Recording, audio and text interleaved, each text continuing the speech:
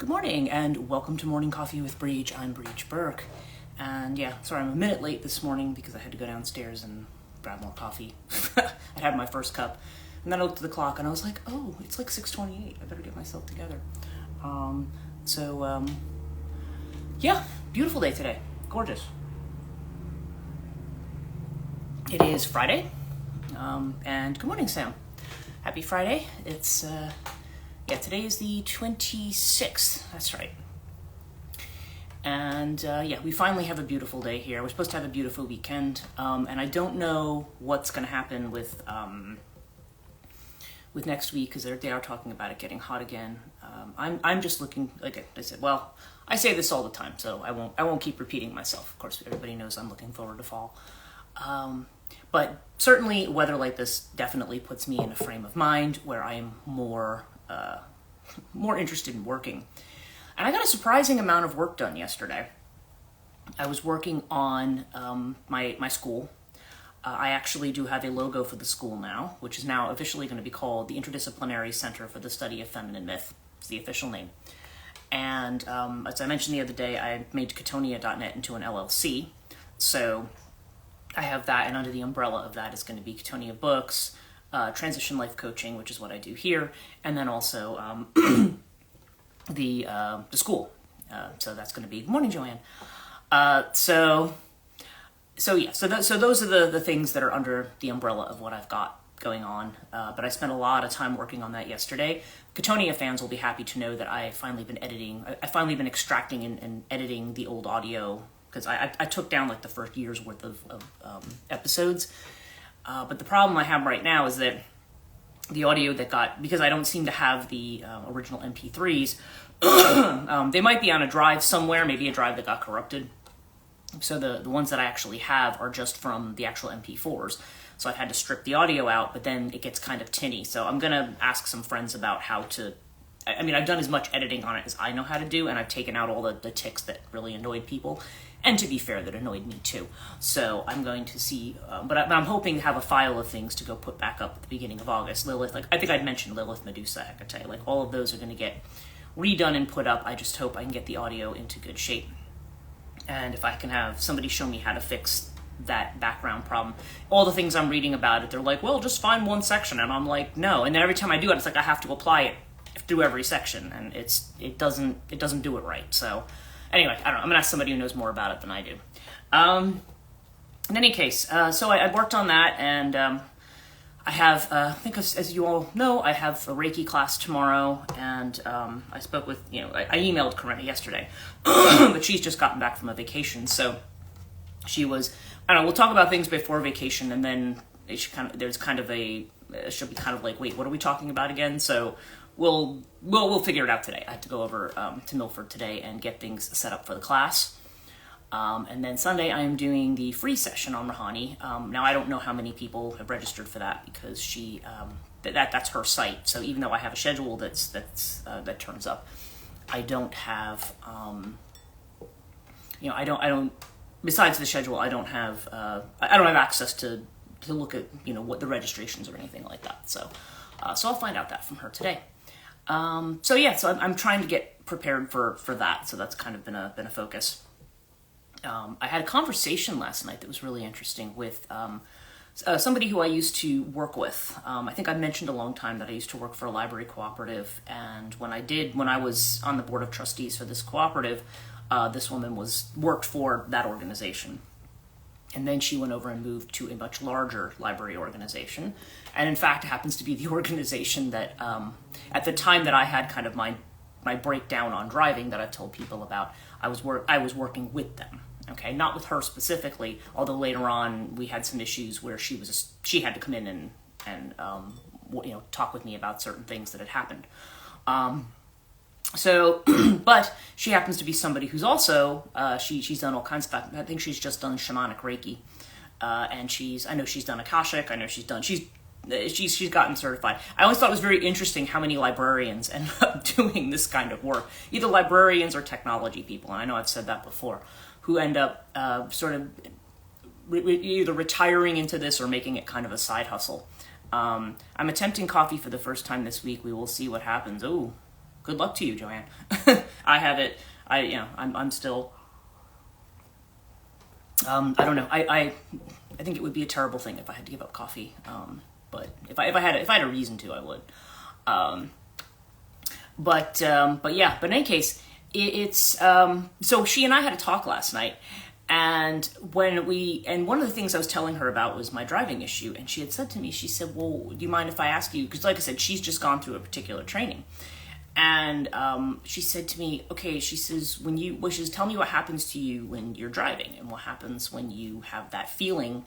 Because the way that it went was like I was driving down the Garden State Parkway, and those of you who are from Jersey know all about the GISP, as we like to call it, and the joys of driving on it. And I just suddenly, like, my legs froze, my arms froze, everything just froze, and it was just like it was in this sense of panic. She goes, well, can you think of a time, like she was trying to go back to childhood, and I thought I can't think of really anything from childhood like this, but I did come up with an episode where I have felt like this before.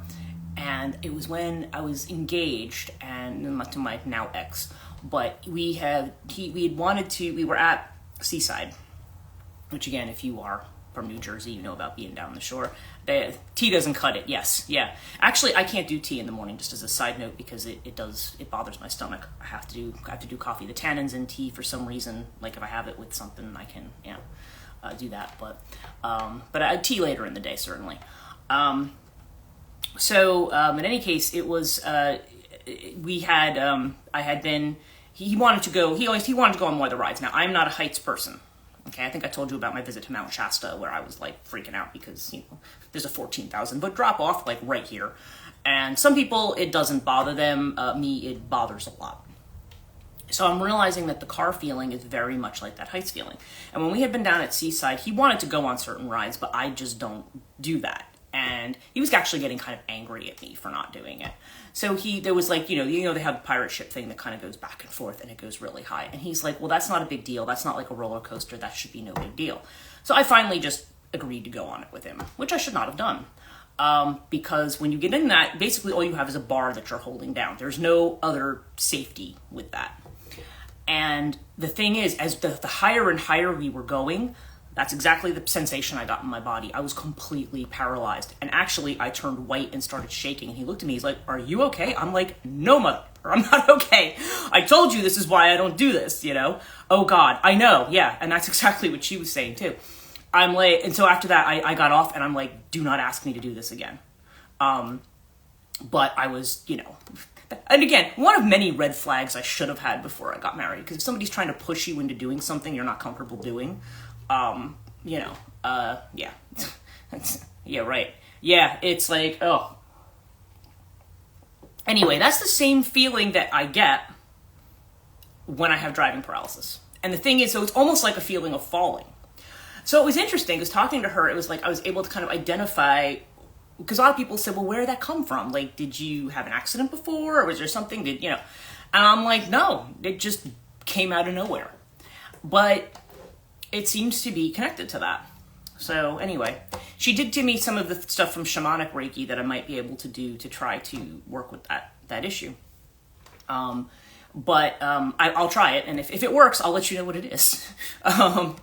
Because it's just interesting. But that's still, the driving thing is still something that I feel like I would want to work my way out of with somebody else in the car, where if for some reason I decided to get adventurous and go beyond what I consider my current limits, if for some reason I have a freak out, I want to be able to pull over and have somebody else take over. I don't want to have to try to force my way back, So, yeah. Because ideally, I would like to be over that problem. I don't like the feeling that I just can't get in the car and go wherever. People say, oh, meet me here. And I'm like, sorry, it's on a highway. I can't go that way. I don't like that. That feeling of restriction. So, yeah. And I always figure when I move to England, or even if I move to Ireland, wherever I end up moving ultimately, it's going to be, my feeling is like if I was going to drive there, even before when my driving was good, my feeling was, okay, I'm going to take lessons all over again, because that's a whole, I know some people, especially people I think who live in the UK, who are used to driving in Europe. It's like they're used to maybe going between the left and the right side of the car in terms of where the steering wheel is. And for me, I'm like, okay, even though it's kind of like you have to think about everything kind of backwards, then it will be real fun. Yeah. And then, yeah, and so I would probably start all over again with lessons if I was going to go there and learn to drive. Plus, I've never learned to drive manual, which everybody drives there. So, yeah, it would be interesting. So, yeah, that would be something that I would probably do at that point. But at this point, I'm kind of like, I'm way too scared to drive here in the UK. I used to drive all over the place in the US. And you know what, Sam? I don't blame you at all. Yeah, and you live in the same state as me, so you know how the drivers are here. Although there are some states that I think they're far worse than Jersey. I think Massachusetts is pretty bad, and so is California. They're both really. I'm like, yeah, no. I mean, I've driven in both places, but. And like New York City's no fun, but just nobody goes anywhere. You're just kind of like stuck in gridlock, and people honk at each other and give each other the bird, whatever. So it's but yeah, but driving in the UK is just like yeah, I don't. The roads are so much narrower, and yeah, it's just a whole different thing. I feel like I would have to learn it all over again, and I'm not keen on. I mean, it's something, you know, when the time comes, I'll think about it. Or just move to a place where I can walk around and I, don't really need to. And public transport's much better in Britain, too. I mean, I was there for, 3 or 4 months in 2022. And maybe take lessons. Yeah, it's, well, also, having a car in Britain, too, is a little bit, I don't know, it's a whole different thing. I feel like, and also like parking and stuff is terrible. Oh yes, the tube is life. Well, the tube if you're in London. Other places they just have, like I was living out in Devon, and the buses were very, very good. I mean, I could walk from the house I was staying in up, not even 5 minutes to the bus stop, and then I could get into the center of town, and it wasn't very expensive. So, I'd just buy a day pass, and it would take me, I could go wherever I needed to go. And so, and that's certainly a much better thing than we have in the USA, as far as that goes. So I was able to get around just about everywhere, and I didn't need. If I wanted to go to some place really obscure, like in the middle of Dartmoor or something, that was more of a problem because you would have needed a car to go there. So, but people don't typically have driveways. People have to park on the street, and it's a whole different thing. And parallel parking has never been my thing. So in any case, but it's okay. So a lot about that, but just kind of talking about past anxieties and dealing with past anxieties. So that was interesting. But, so if, like I said, if what she mentioned to me, actually, if I find that it works, then I'll share it with everybody who might have other anxieties that it might work for. But certainly just being able to identify that was really, really good. Okay, so the thing I was actually going to talk about today when I kind of got up and did my first readings of the day was talking about the idea of play. Because a lot of times when a lot of us who are on this live stream are good morning, Melissa. A lot of us who watch this live stream are very high energy people. We're people who like to go. Now, maybe not everybody. I mean, there might be some people who, we all have our moments where we get tired. Like you go, and then you kind of crash out, and then you've got to rest, and then you kind of come back again. So, yeah, it's very. So when we're in those kinds of modes, and we've talked about before about how we will frequently feel if we have a moment to ourselves, if we've caught up on the to-do list or whatever. And then we have some moments where we can just relax. A lot of times we can't. We feel like we're doing it wrong. Like, there's something else. I have time. I should be getting something else done now. I should be prepared for this. I should be taking care of that. And so we feel like we have to fill our time with productive stuff, right?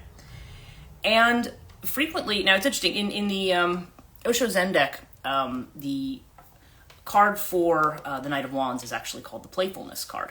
Now, of course, Knight of Wands has its own inflection in more traditional tarot decks. If you were talking about a person and you were talking about a love relationship, the Knight of Wands is like the player. Like he's the person who can't settle down, person who's very restless. Knight of Wands also gets to be connected to travel. So somebody who might be traveling. So if somebody had a question about, am I moving or am I traveling? The appearance of the Knight of Wands would indicate, yeah, more than likely you are. But the Knight of Wands in this deck is the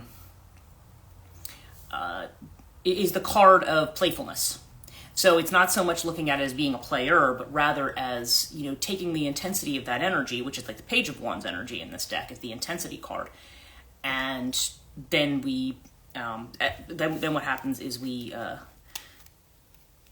there's an intensity, and then we just get ourselves like kind of tied up in knots about what we should be doing. In fact, the 3 cards that came up, we have playfulness here, okay?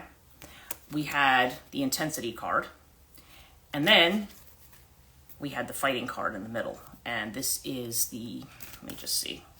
This is actually the Page of Swords.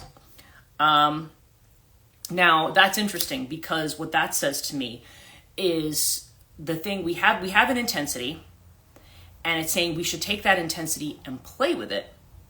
Instead, what we end up doing is we have this fighting energy, and that, because it's sword energy, it's the mind energy. So in other words, our mind gets in and starts fighting with us about what we should be doing, okay? What you should be doing. You see something that looks really good and you're like, oh, I'd really like to enjoy that, but I can't. I have to watch my waistline. I have to do this. If it's like something decadent, like it's a food or something that you want. Oh, but I can't do this because of this, and I can't do this. And I've known people who do that all the time. Like, I always have to be good is the thing in quotation marks. I'm not a big fan of good. And what I mean by that is that I understand that there's a certain modicum of self-discipline and self-restraint that we have to have in certain situations, for sure.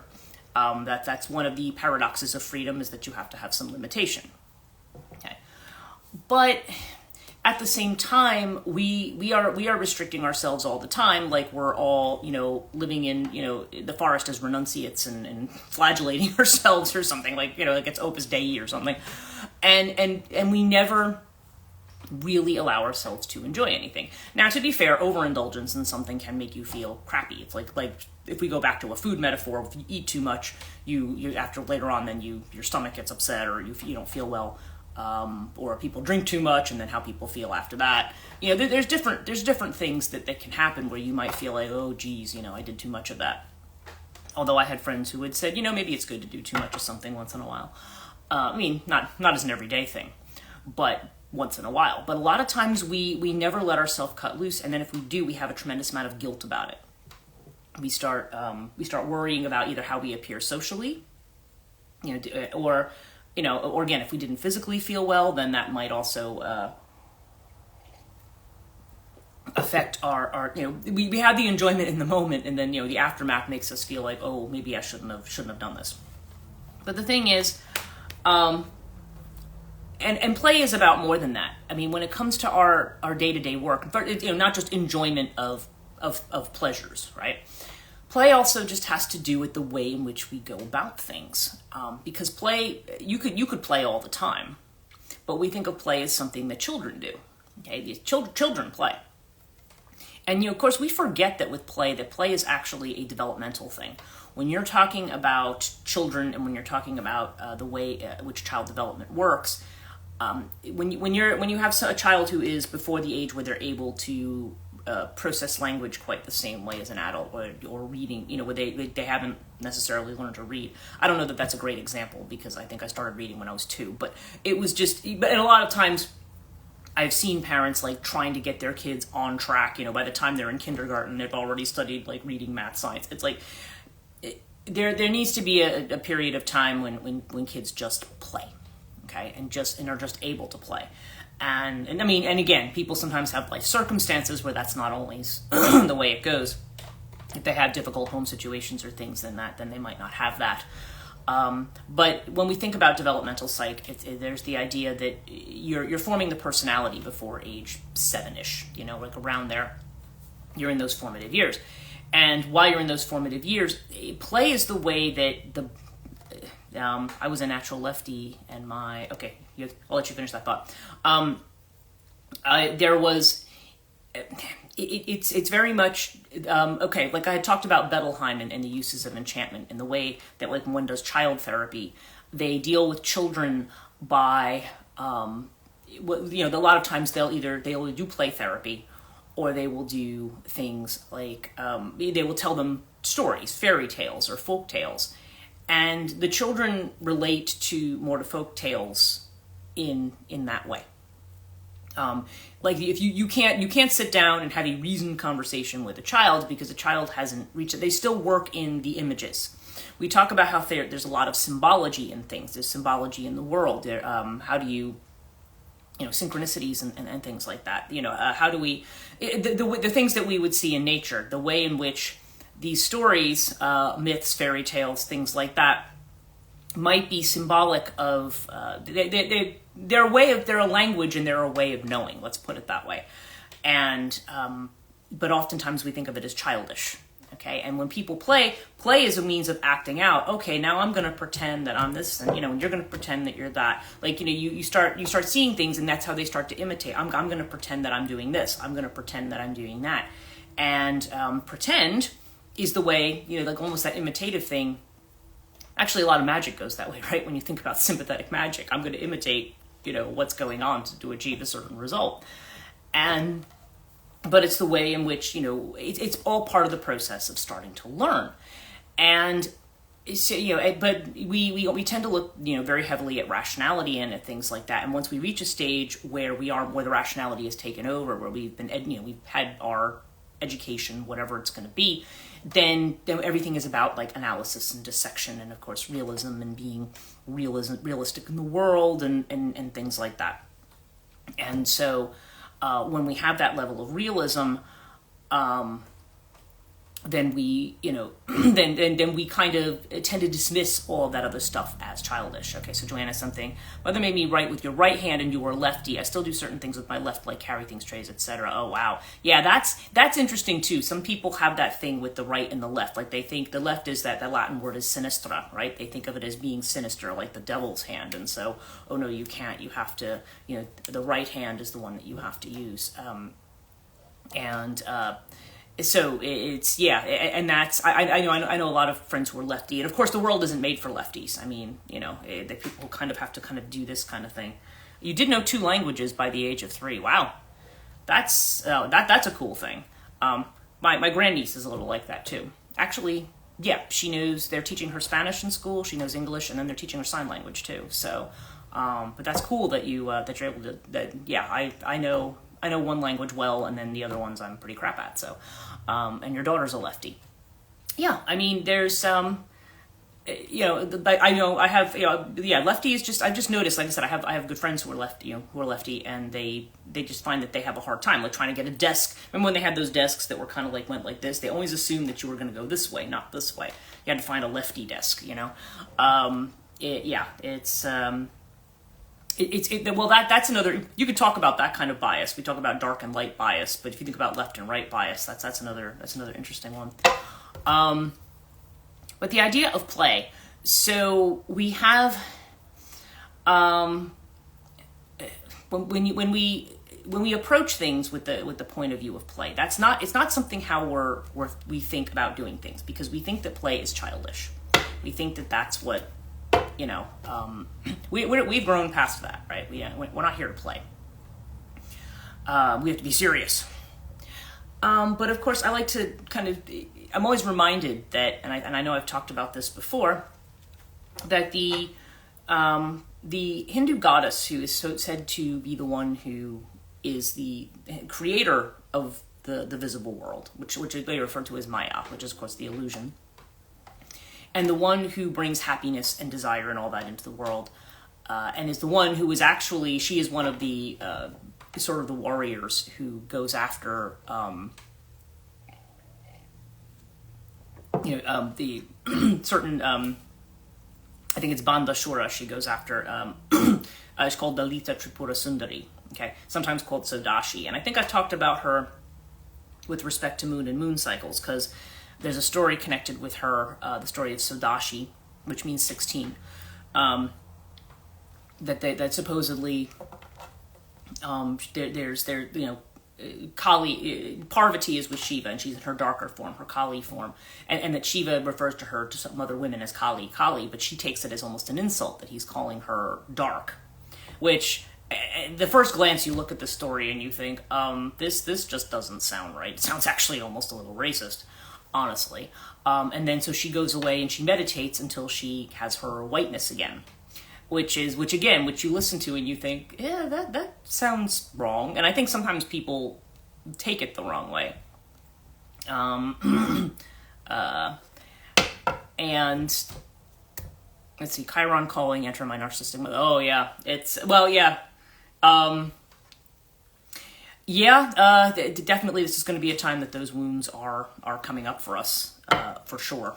I noticed you had commented on the classes. You might want to do the Chiron class to talk about that one, just to kind of look at the bigger picture on that one, if you wanted to. But in any case, we have so we have this idea of play, and a lot of times we don't.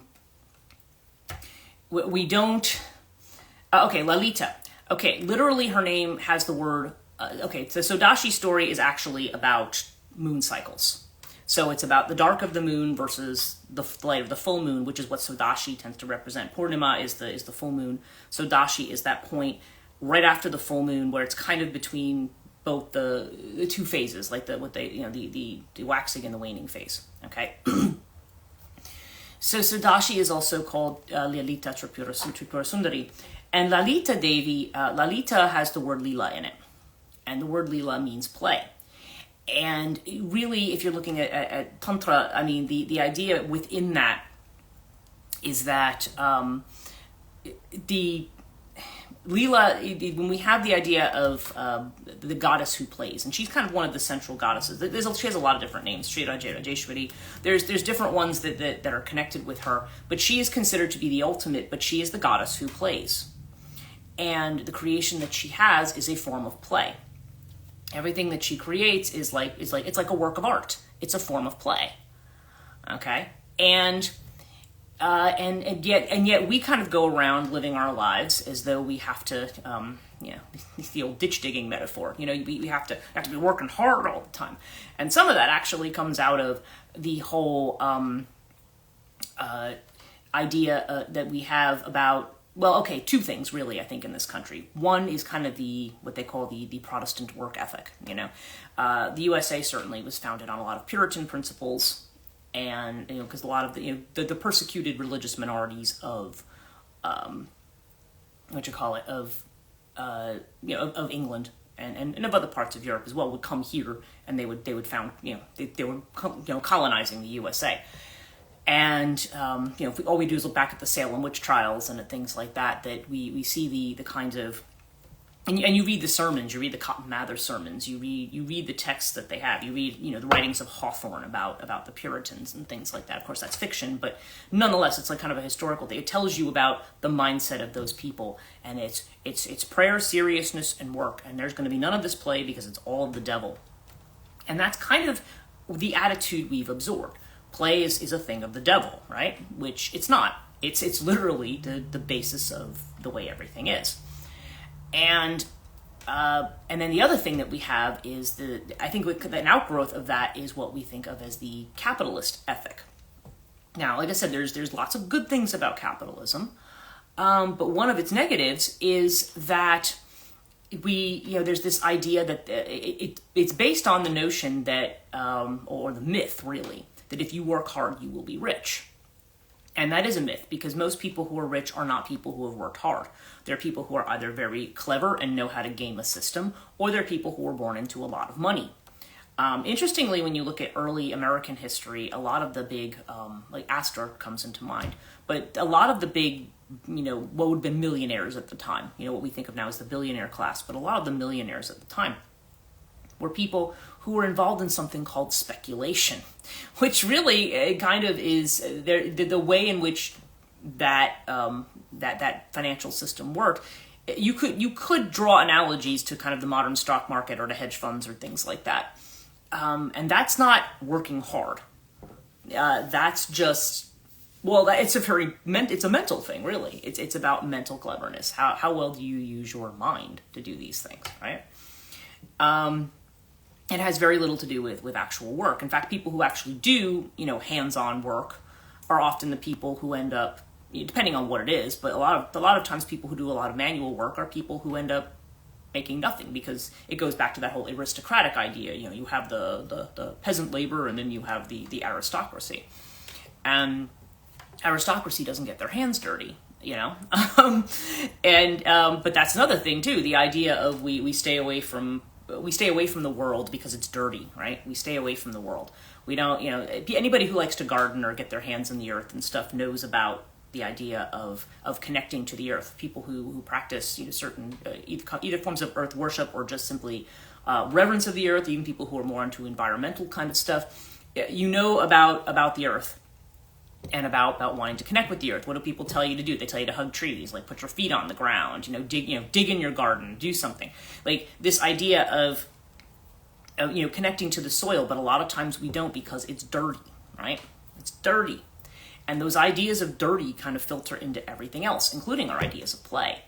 So we don't ever allow ourselves to, quote unquote, get dirty.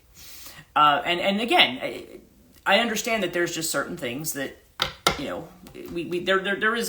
a spectrum of what that involves, but even a lot of the most basic things we want to have very, very strict control over.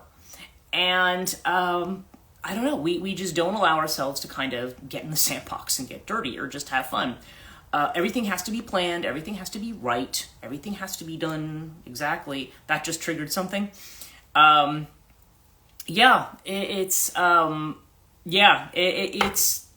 We can't. We're not really allowed, to do that. That's kind of, it's certainly not as a grown up. That's something kids might do, and something parents don't like, is then they have to clean the kids up afterwards and so forth. And understood, fair enough. But we want everything kind of sanitized around us.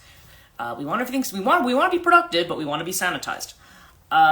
So I don't know. I mean, it's the idea of, so even if you're talking about something like forming a business or doing work, we don't allow ourselves to experiment and play, and go at it with the innocence of a child. There is a card also in this deck that came up for me this morning. Let me see if it's more towards the beginning. And I'm actually going to do our reading in a minute, but, which one is it? Kind of funny. I think of my Irish ancestry. I always think of Murphy's Law, and I always think, whatever end I choose to start looking, it will be on the other end. It's another corollary. Yep, and so far it seems like it's going to be on this side. I can't find it yet.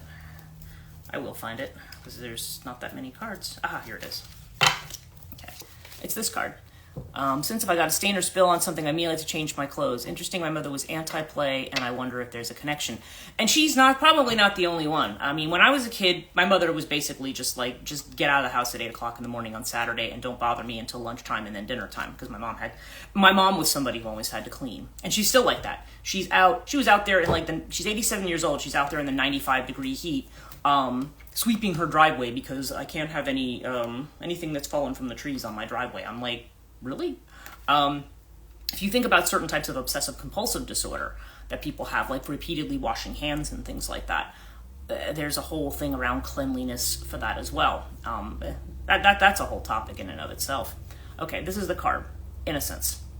Okay, so what do we see here? We see an old man, and the old man is holding a little grasshopper, and he's just looking at him. Okay, so with the innocence of a child, exploring the world with the innocence of the child. The world's not dirty, the world's not something to be sanitized and to be avoided, okay?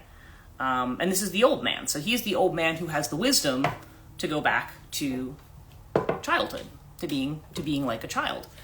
And I see a lot of that. Like whenever I'm very, very anxious about something, or, I do readings for people about anxiety, a lot of times it's like, just go back to play. And think about it. It's just like our other ways of knowing. Like I say, rationality is not everything. Sometimes just playing at something might, and a lot of people do this like through virtual reality and things like that as well. But yes, return to innocence. Just trying to get into that point where you're able to look at things through that point of view again, where you play at it and see where it gets you. You know, see what you can learn from playing at it. Because sometimes my guru has said if you play at something long enough, eventually you can make it you can do it. She would say that about people like who, trying meditation or doing mantras and things, and people say, oh, but I'm not really concentrating. She's like, pretend you are. Just fake it. Fake it till you make it, right? There's that kind of an energy there. So let's see, what do we have?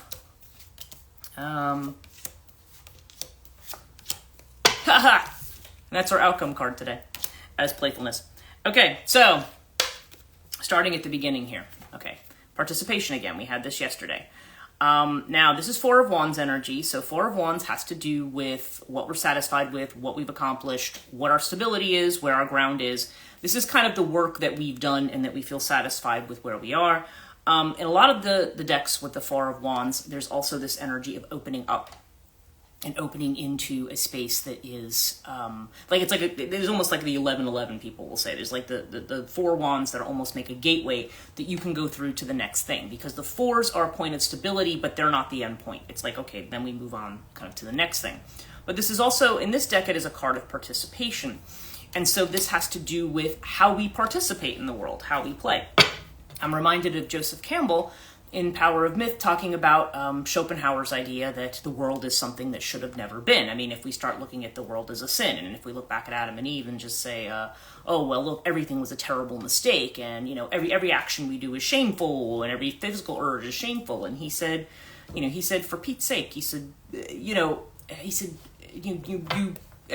Bill Moyers had said to him, he says, well, yes, but if people just kind of accepted things as they were, I mean, then people wouldn't fight against injustice and they wouldn't do this. And he said, nobody said that.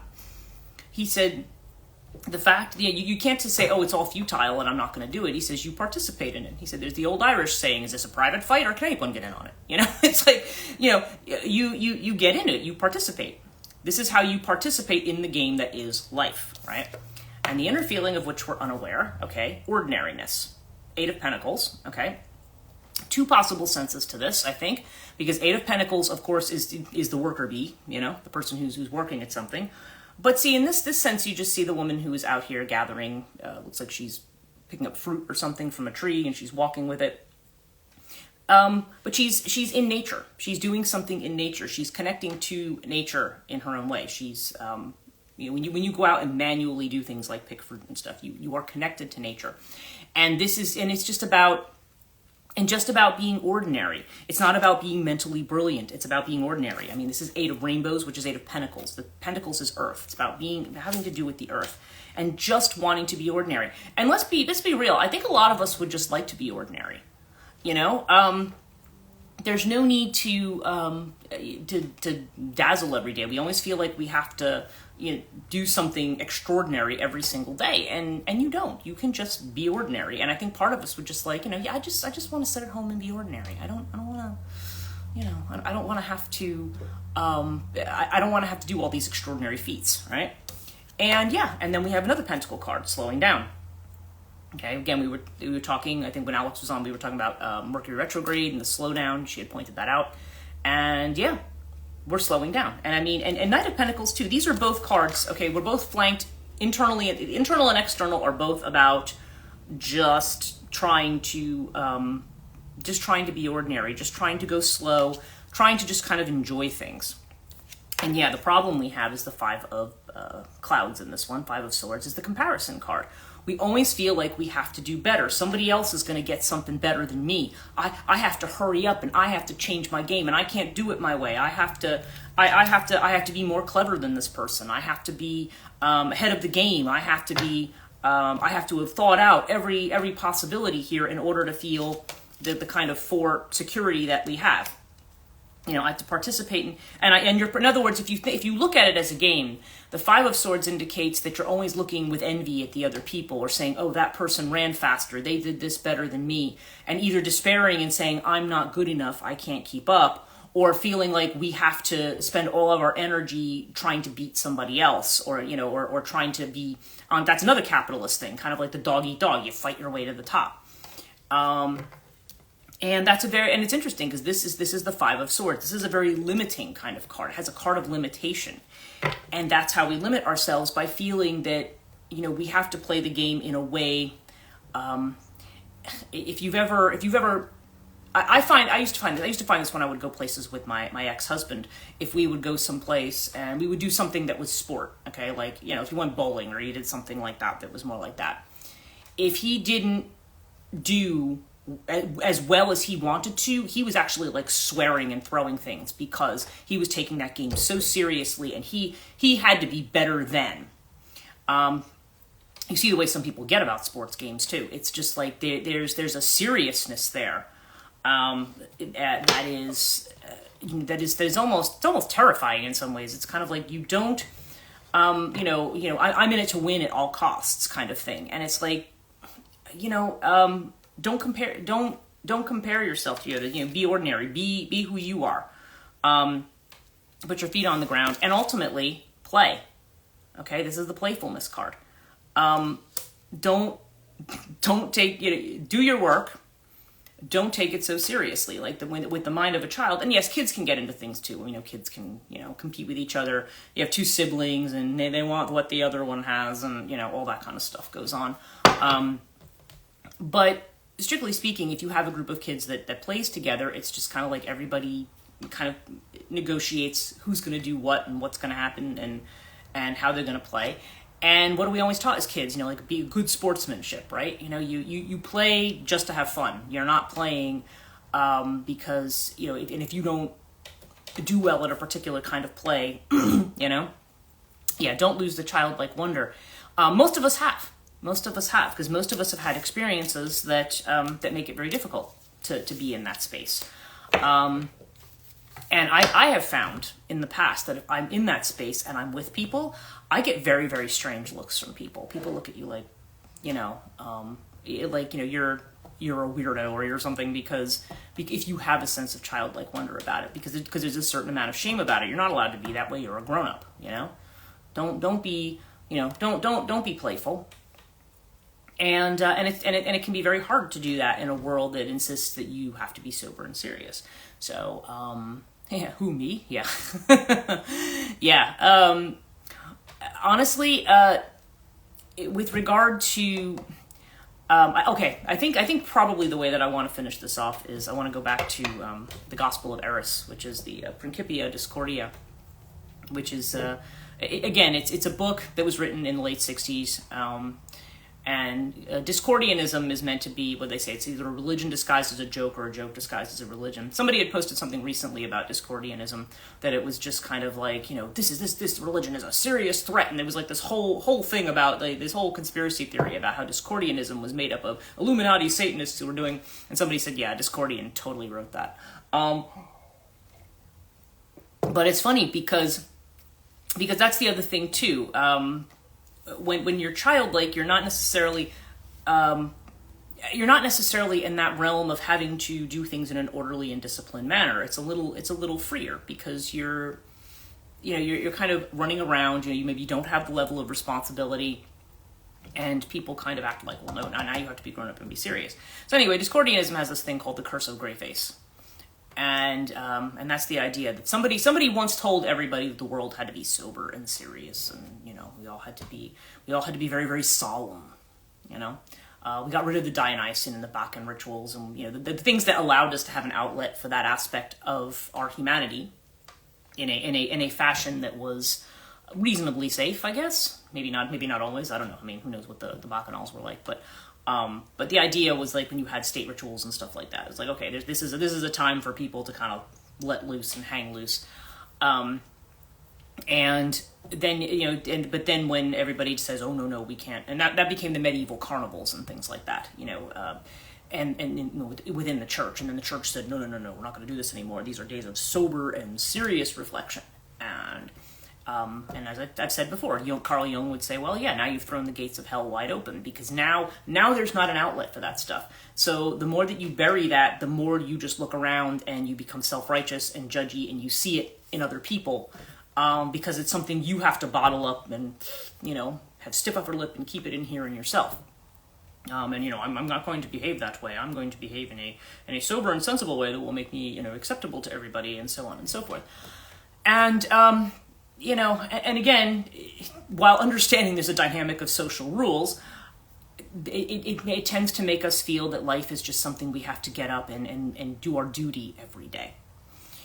And so this is taking this different point of view of saying, no, especially people who have taken a very different path, I feel like it's an encouragement to say, no, life is supposed to be about play. And with with Greyface, there's supposedly the Discordians have the, they call it the curse of Greyface. And they say, there's a way to, there's an exorcism or a thwarting of the curse of Greyface. And I forget exactly how it goes, but it's basically like you kind of stand there and then you kind of jump up and down on one leg and gobble like a turkey. Something really ridiculous like that, but that's the kind of the point.